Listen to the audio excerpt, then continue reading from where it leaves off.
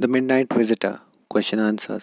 तो hello guys, आप सबका स्वागत है एक नई वीडियो पर। तो आज हम फुटप्रिंट्स विदाउट फीट बुक जो है उसके third chapter the midnight visitor के क्वेश्चन आंसर्स डिस्कस करेंगे। तो स्टार्ट करते हैं बिना किसी देरी के। क्वेश्चन नंबर 1 है, how is Ausable different from other secret agents. दूसरे सीक्रेट एजेंट से ओसिबल अलग कैसे, दूसरे डिटेक्टिव से ओसिबल अलग कैसा है। Ausable was different from other secret agents as he did not fit in any description of a secret agent. क्योंकि डिस्क्रिप्शन मतलब आप जैसे एक सीक्रेट एजेंट को डिस्क्राइब करते हो, मतलब देखने में हैंडसम होना चाहिए, लंबा होना चाहिए, मस्कुलर होना चाहिए, ठीक है, वैसा ओसिबल बिल्कुल भी नहीं था, बल्कि वो एक छोटा सा मोटा सा आदमी था जो दिखने में भी कुछ ज़्यादा खास नहीं था, ठीक है। Secret agent Fowler had ever read. Fowler कौन है? एक राइटर है, और उसने जितने भी सीक्रेट एजेंट्स के बारे में पढ़ा है वो ओसिबल उन एजेंट्स की तरह बिल्कुल भी नहीं था, ठीक है। Who is Fowler and what is his first authentic thrill of the day. Fowler कौन है और सबसे पहला थ्रिल, मतलब सबसे पहले जो उन्हें रोमांचकारी बात जो कहते हैं, थ्रिल, उनके जीवन में सबसे पहला क्या हुआ उस दिन को। Fowler was a young and romantic writer. Fowler एक जवान राइटर था, ठीक है। इस first authentic thrill of the day was half way across the room. जैसे ही ओसिबल ने अपने रूम का दरवाजा खोला एक फ्रेंच होटल में, और फॉलर भी उनके साथ थे, a small automatic pistol in his hands to the man. एक आदमी खड़ा हुआ था थोड़ा सा ही उनके यहाँ पे, मतलब ओसिबल और यहाँ पर फॉलर खड़ा है बिल्कुल उनके सामने, रूम के अंदर। किसके रूम के अंदर? ओसिबल ही के रूम के अंदर एक आदमी खड़ा है जिसके हाथ में पिस्टल है, ठीक है। Question number 3, how has Max got in. Max had got in through the pass key. Max के पास की थी पास की, मतलब एक ऐसी की जो मोस्टली बहुत ज़्यादा दरवाज़ों को खोल सकती है, मतलब जो, और उसने उसी की से क्या कर लिया, दरवाज़ा खोल लिया। हाउ डज ओसिबल से ही गॉट इन। ओसिबल ने क्या बोला कि मैक्स कैसे अंदर घुसा होगा। Ausable said that he got in through the balcony which was actually a window. Ausable ने झूठ बोला कि शायद ये उस बैल्कनी से घुसा होगा, जबकि वहां पर उस रूम में कोई बैल्कनी नहीं थी, वो एक खाली विंडो थी। वो ऐसा झूठ इसलिए बोल रहा था ताकि वो जब भी वेटर अंदर आए, क्योंकि ओसिबल ने क्या प्लानिंग करी थी, वेटर को ओसिबल ने बोला था, ओसिबल ने क्या कहा था वेटर को कि जब भी मैं रूम में वापस लौटूं तो मुझे एक ड्रिंक पीने के लिए चाहिए। तो जैसे ही ओसिबल लौटा तो वेटर भी उसके पीछे पीछे आया उसे ड्रिंक देने। जैसे ही वेटर ने दरवाजे पे नॉक करा तो ओसिबल ने क्या कहानी बना दी कि पुलिस होगी, ताकि जो मैक्स है, जो दूसरा डिटेक्टिव है, उसे डर लगे और वो उस खिड़की से कूद जाए उसे बैल्कनी समझकर, ठीक है। बस यही था। Question number 5, how does Ausable manage to make Max believe. Ausable कैसे मैनेज करता है, ओसिबल कैसे मतलब मैनेज कर लेता है कि मैक्स को वो ये बात मानने पे, ये बात मनवा ले कि वो जो बैल्कनी है वो उसके रूम पर अटैच्ड है, जबकि वो एक विंडो थी, खिड़की थी केवल। Look back at is detail description of it. देखिए चैप्टर में पढ़िए कि उसने कैसे डिस्क्राइब करा है कि हाँ ये एक बैल्कनी, ये एक विंडो नहीं बल्कि एक balcony. What makes it a convincing story. और जो कहानी उसने बनाई, किसने? ओसिबल ने, कि हाँ ये ऐसे बैल्कनी है, यहाँ से कोई भी मेरे रूम में घुस जाता है, मैंने बोला था कि इसे ब्लॉक करवा दो लेकिन होटल वालों ने अभी तक ब्लॉक नहीं कराई। ये जो उसने कहानी बनाई ये कन्विंसिंग कैसी लग रही थी, कन्विंसिंग लग रही थी कि नहीं लग रही थी। कन्विंसिंग मतलब ऐसी कहानी जिस पर लोग बिलीव कर लें, मान लें कि हाँ ये सच है, ठीक है।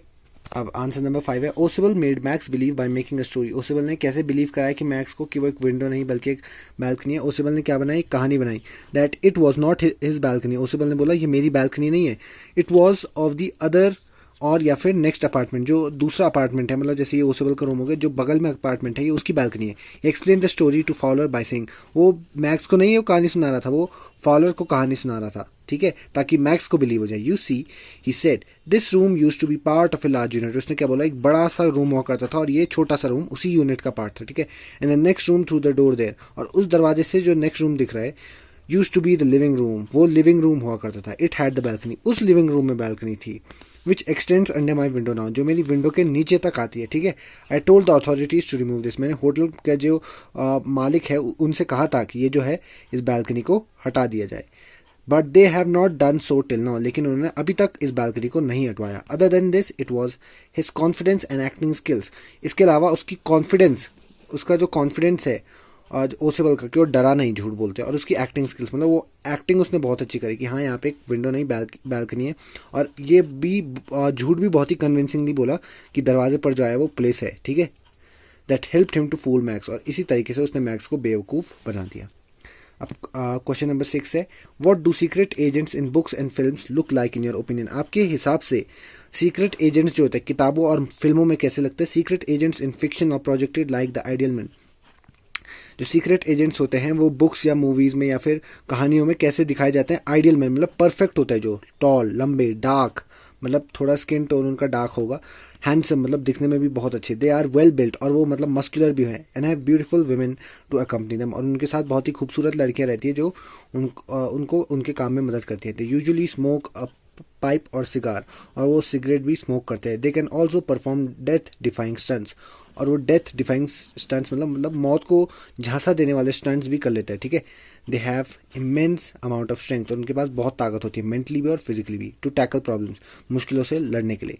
दे हैव ग्रेट लुक्स, और दिखने में बहुत खूबसूरत होता है, एंड आर मल्टी टैलेंटेड, और उनके अंदर बहुत सारे टैलेंट हो सकते हैं, ठीक है। They are in a category of human beings that are considered perfectionist, वो उन ह्यूमन बींग्स की कैटेगरी में आता है जिन्हें हम परफेक्शनिस्ट कहते हैं, मतलब जो हर काम बहुत ही अच्छे से करते हैं, ठीक है।